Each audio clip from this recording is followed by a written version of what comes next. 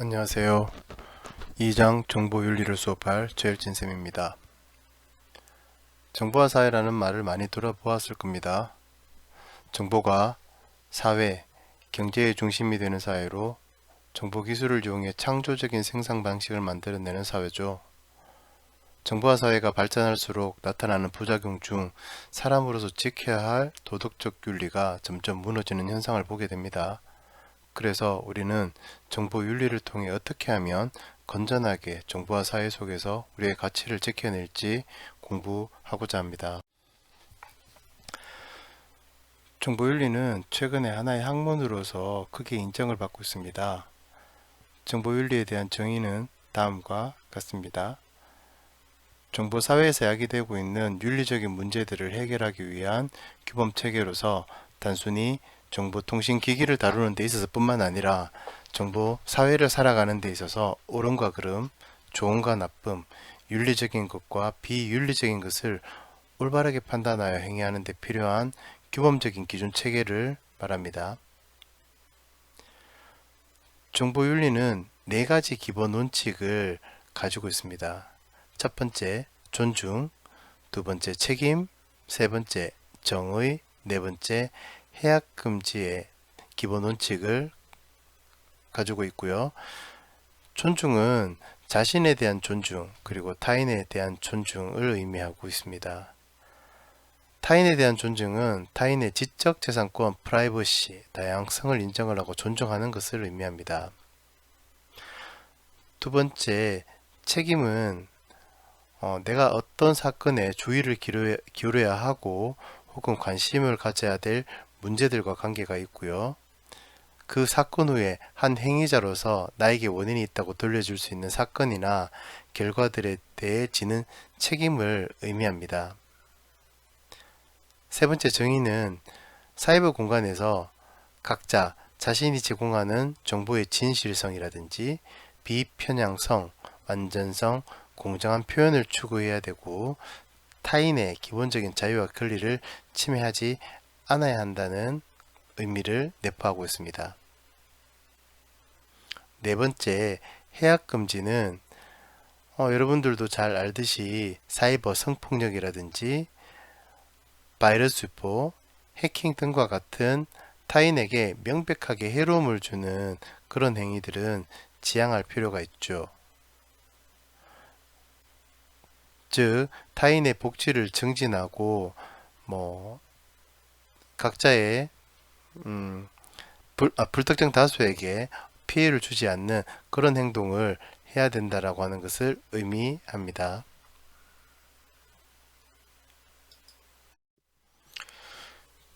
교과서 24페이지 개인정보 유형을 한번 생각해보고 교과서에 적어보도록 하겠습니다.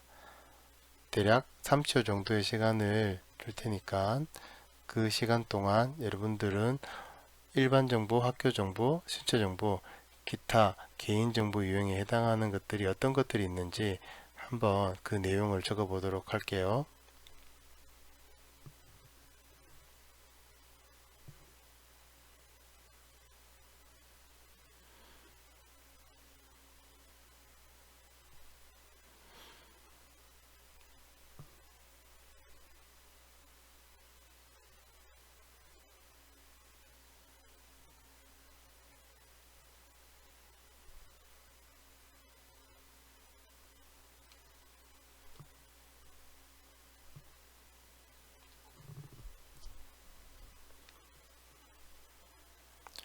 자, 그럼 같이 한번 정리해 볼까요? 첫 번째 일반 정보는 이름, 주소, 여러분들의 주민번호, 그리고 개인 전화번호 등과 같은 정보들이 있을 수 있을 거고요. 두 번째, 학교 정보는 학력과 성적, 그리고 학교 생활기록부, 동아리 활동 기록과 같은 그런 내용들이 포함되겠습니다. 세 번째, 신체 정보는 지문, 홍채, 그리고 얼굴, DNA 정보, 건강 상태 등이 신체 정보에 해당이 되겠고요. 네 번째, 기타 정보는 취미, 그리고 종교, 위치 정보와 전화 통화 기록이라든지 신용 정보와 같은 재산적인 정보, 해당이 되겠습니다. 교과서 25페이지의 내용을 한번 읽어보시고요. 여러분들은 알 권리 그리고 잊힐 권리에 대해서 어떤 생각을 가지고 있는지 한번 생각해 보길 바랍니다. 예를 들어 A라는 연예인이 음주운전으로 사고를 내고 뺑소니를 했다는 사실에 대해서 어떤 사람들은 공익 목적으로 그것에 대한 정보가 공개되기를 바랄 수 있지만 A 연예인은 자신의 부끄러운 과거가 지워지기를 바랄 것 같습니다. 그 외에 수많은 사례들이 있을 것 같아요. 여러분들은 알 권리와 잊힐 권리에 대해서 어떤 생각을 가지고 있습니까? 오프라인 개학 후에 토론의 시간을 한번 가져보도록 할까 합니다.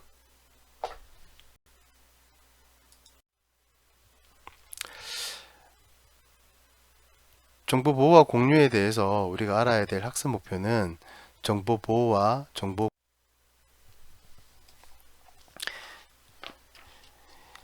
26페이지 정보보호와 공유 페이지를 보겠습니다.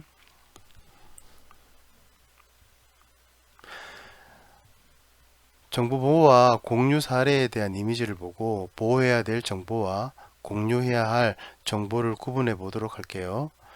정보사회에서는 정보가 미치는 부정적인 영향은 최소화하고 긍정적인 영향은 극대화해야 합니다.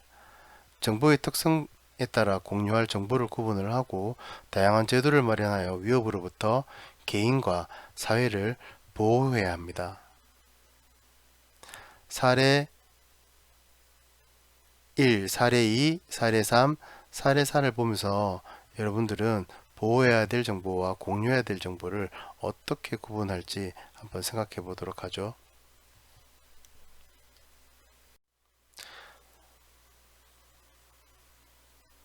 정보보호는 여러가지 위협으로부터 정보를 보호하는 것을 의미합니다. 정보의 공유는 정보를 여러 사람에게 알리거나 나누어 사용하는 것을 의미합니다.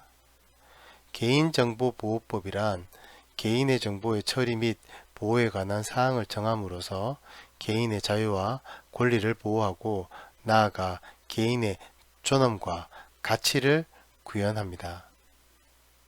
저작권법은 저작자의 권리와 이에 인접하는 권리를 보호하고 저작물의 공정한 이용을 도모함으로써 문화 및 관련 산업의 발전에 이바지하도록 합니다.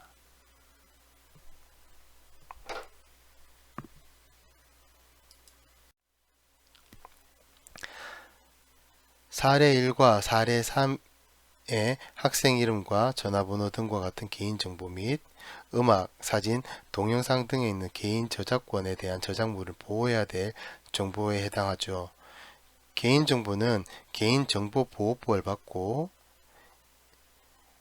음악, 사진, 동영상 등과 같은 저작권인 저작물들은 저작권법의 보호를 받고 있습니다.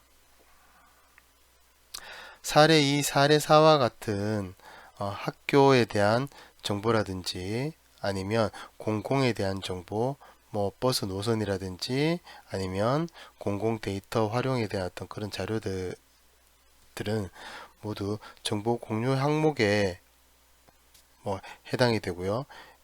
이러한 것들은 정보통신망 이용 촉진 및 정보 보호 등에 관련된 법률에 따라서 보호받고 있습니다.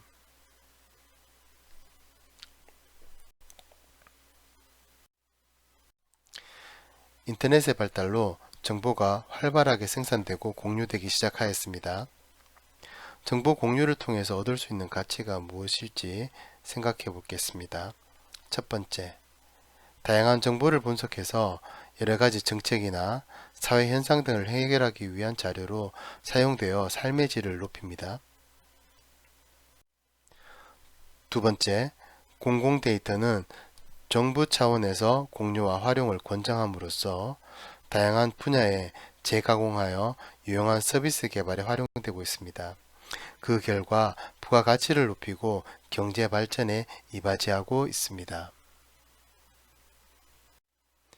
세 번째, 정부나 학교, 기업 등의 공공정보를 공개함으로써 국민의 알 권리를 보장하고 사회의 투명성을 높일 수 있습니다.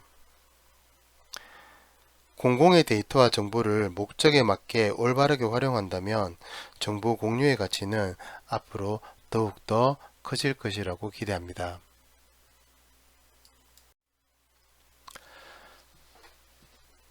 정보 보호와 정보 공유를 다시 한번 점검을 해 볼까요? 여러가지 위협으로부터 정보를 보호하는 것을 정보 보호라 하고, 정보를 여러 사람에게 알리거나 나누어 사용하는 것을 정보 공유라고 합니다. 정부, 학교, 기업 등에서 공공 데이터와 정보를 목적에 맞게 올바르게 활용한다면 정보 공유의 가치는 더욱 커질 것입니다.